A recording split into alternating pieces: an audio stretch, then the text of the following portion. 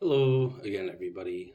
So today I want to dive deeper into just one specific um, notion of ADHD and what that looks like.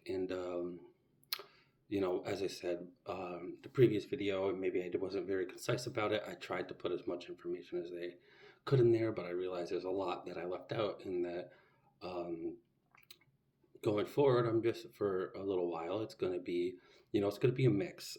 This channel will be posting poetry or just discussing um, maybe philosophical concepts that I'm interested in, or posting music relevant stuff that I'm working on. Those are my three primary passions and um, extreme interests in life. And as anybody else out there watching or listening who has ADHD, as you know, we tend to hyper focus.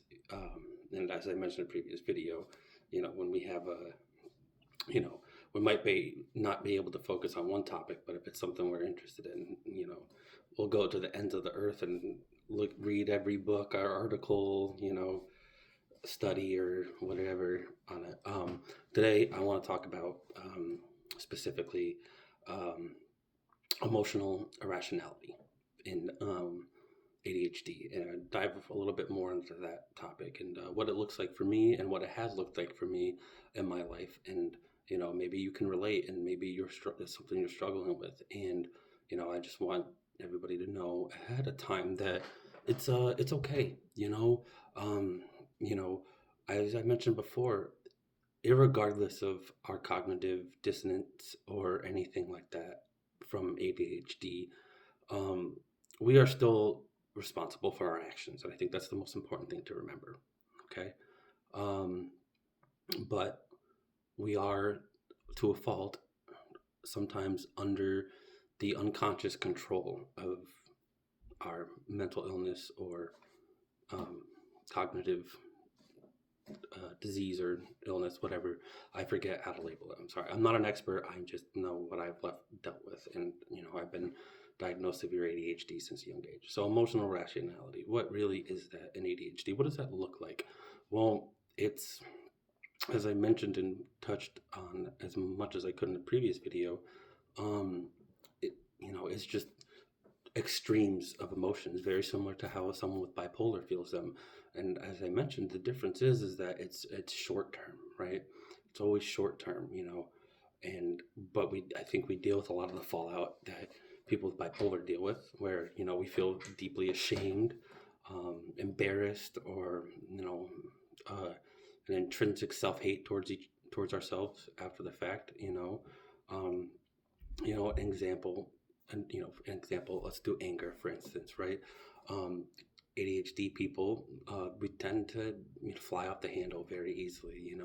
It can be something so simple. Most people, it takes a lot of extremes for them to get to that extent. For us, it can take the most minute, small disruption in our everyday life, right? Or in just in an everyday routine. If you know, if you're used to waking up at a certain time and your routine of, like, you make your coffee and you make eggs and bacon or whatever you do, or you have a yogurt, right?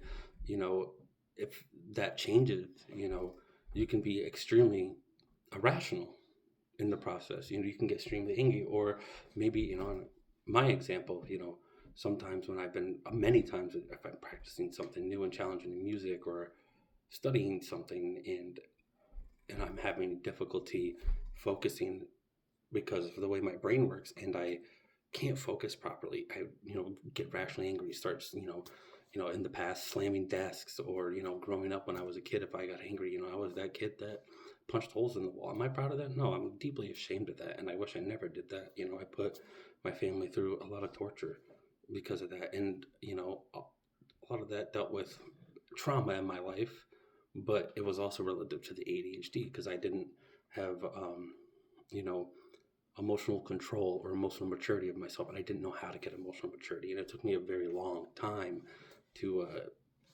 obtain that um, emotional maturity, and and that's what it is. It's something simple as that. You can go something so simple or something so minute like, oh, I'm practicing, or someone asks something of you, but you're like, this is a perfect example. Say you got hyper focused on something you were interested in, you're reading or studying or practicing it, and then someone comes into the picture and, ask you, hey, can you do this for me real quick? When that happens with someone with ADHD, our brains immediately get overloaded and we get violently, or at least me, I get violently angry, even though I don't want to be and I don't mean to be. It's because we're already in this element and absorbed in this element, and then someone takes us out of it. So to us, it's so abrupt, and it's very frustrating because we often tend to have focus issues to begin with. So once we're in that environment, if someone disturbs it, it's very upsetting to us. And then sadness, that's another irrational emotion that we can have. It can be as simple, and it's something, things that might not bother most people or your average person. It can be something as simple as you ask a friend to hang out and they're like, no, I don't want to. And for us, that can, we'll think about that for the rest of the day. We'll forget it by tomorrow. We'll forget it by tomorrow or not care about it by tomorrow. But if that happens, our friend goes, yeah, I don't want to, I don't feel good or something like that. And in our mind, we were, especially we put expectations that we shouldn't on things. And what would happen is, you ask them, hey, do you want to hang out today? Or, hey, do you want to, chill or something like that? And, maybe they say yes. And then something comes up and they can't. That, we'll probably sit in a depressive state for the rest of the night. We won't be able to focus on things that we enjoy or love or anything like that, because now we feel hurt, even though the person's intention wasn't to hurt us. Life just happens, and things happen in life, and things come up, and that's the case of it. Or just a general, they just said they didn't feel like it, then you feel like that means that they don't want to be around you or be involved with you. But the reality is that maybe they're just having a bad day, maybe they're having an off day. We do too. And then in turn we would tell people, I don't feel like it. Or honestly, what I do a lot, and maybe other people out there watching this with ADHD do this, we just ignore it, which that relates to somewhat to object permanence, or just in general, we ignore it because we mentally can't handle it, or we're just too distraught over whatever information was presented to us. And, we just, like, okay, and we just ignore it and we move on, or we let it linger over us. And then, the whole thing, even happy emotions, that's the thing that I wanted to dive deep into more, because then maybe we don't stay in a depressive bout. Maybe it's only a couple hours, and we spend time listening to sad music, or watching deep introspective videos, or reading introspective content and stuff like that. And then a couple hours go by, and then we forget about it, and then we're like, oh, I'm gonna I'm gonna go exercise, or I'm gonna go for a walk outside or something like that, and then we're happy again. And that is, honestly, that's something that's a big struggle. It's always made me feel like, maybe I wasn't just ADHD, maybe I was bipolar, maybe I had bipolar disorder and that was wrong with me. But that's not the case. I just have ADHD.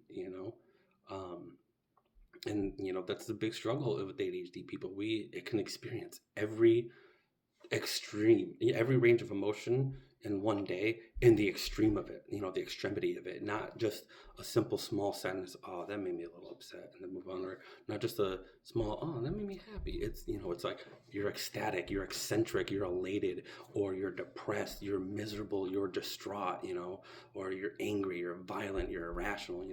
It's like that. And that's why, a lot of ADHD people, I will admit, I vape, I partake, and I've had a nicotine addiction since I was like probably 12 or 13. And, a lot of that is because of emotional irrationality and being predisposed to addiction because of ADHD. And, that I've been able, it's the one thing that I've been able to kick, because that's one way that, like, right now, currently, and I'm looking at healthier ways to deal with my emotional rationality. But one way I would deal with it in the past, instead of letting myself fly off the handle, it'd be like, oh, well, before vaping, he'd be like, I need to go smoke a cigarette, right? That's what it'd be. I have to go smoke a cigarette right now because I'm gonna, like, lose it if I don't, right? Right now, if I'm in an environment or talking, or I'm gonna get upset, hit the vape. And I'm trying to find new ways to not do that, and I think one of the most healthy ways that I've found that I'm still working on, and maybe it can help you guys, is just notating. Keep a logbook, keep a journal. I have, um, I have, that's music related, but it's somewhere in here. I have a pile. I'm disorganized. ADHD. What can I say? It's organized better than most. It's not all over the place. It's in a pile, but it's not separated. But well, one of those ways is start journaling each time you have an irrational emotion, right? Even the happy ones. Don't leave out the happy ones, or those elation moments, right? Don't leave those out. Every emotion needs to be documented, and as thoroughly as you can, and if sometimes it's not always easy to do in the moment, and if you have to, and it will upset people in your life, and that's going to be an unfortunate truth you have to accept. But if you can try to explain to them, hey, I'm dealing with ADHD and I'm trying to learn emotional control, and this is one of the ways that I need to learn emotional control, hopefully they'll be open and understand. And one of those ways is journaling those. And sorry to be redundant and pedantic, but one of those ways is document it, journal it, write it down. For instance, um, uh, say you get upset, you get irrationally angry because you're in a space, and say let's say a parent or your partner comes up to you, and say for me, and for instance, I'm practicing something on my guitar, right? And I'm really focused on it, and then my partner comes up and she goes, hey, you want to go to the store? But I'm already in this headspace, so I'm going to get irrationally angry with her. You know what I mean? It's what you want to do in that moment. First, if you can, sometimes you're going to space out and they're going to be concerned for a moment, right? And they might ask you, hey, what's wrong? You need to try your best to be vocal and be like, I'm just feel a little uncomfortable, or I feel a little upset by that because I was in a headspace. But you need to, acknowledge that and be like, I need to write this down, you'd sit there and write down, girlfriend asked me to go to the store while I was practicing music. I got very upset in my head, and I was a little annoyed in my tonality when I responded to her, and that made her worried and feel like she did something wrong when she didn't.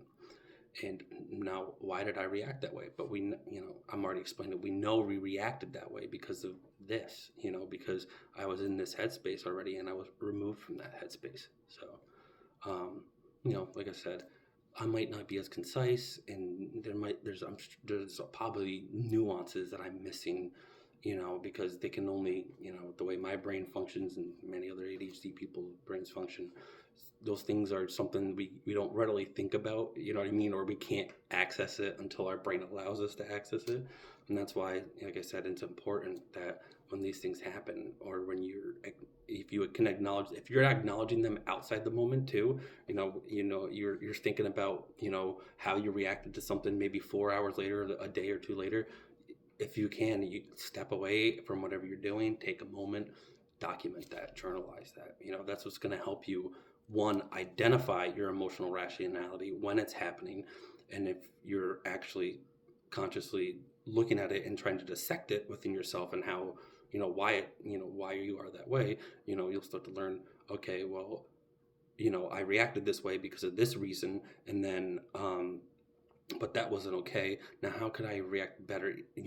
How can I start making motions that, even though I know my brain's going to react that way regardless, how can I try and take control of my brain to be more effective in communication with the other person, so they don't think that they did something wrong, and they don't think they're in the wrong, or I'm upset with them. A lot of times it isn't being upset with that person. A lot of times it's being upset with the situation as a whole. You're not mad at that person for wanting to go to the store. I'm not mad at my wife because she wants to go out to, if she wants to go out to eat at lunch or something like that, or my girlfriend, I'm not mad about her for those things. I was in a headspace. So I hope this can help you guys. I will continue posting this type of content or music or poetry or whatever philosophical discussion snaps into my head that day when I can. So, all of you have a great day, and I wish you well.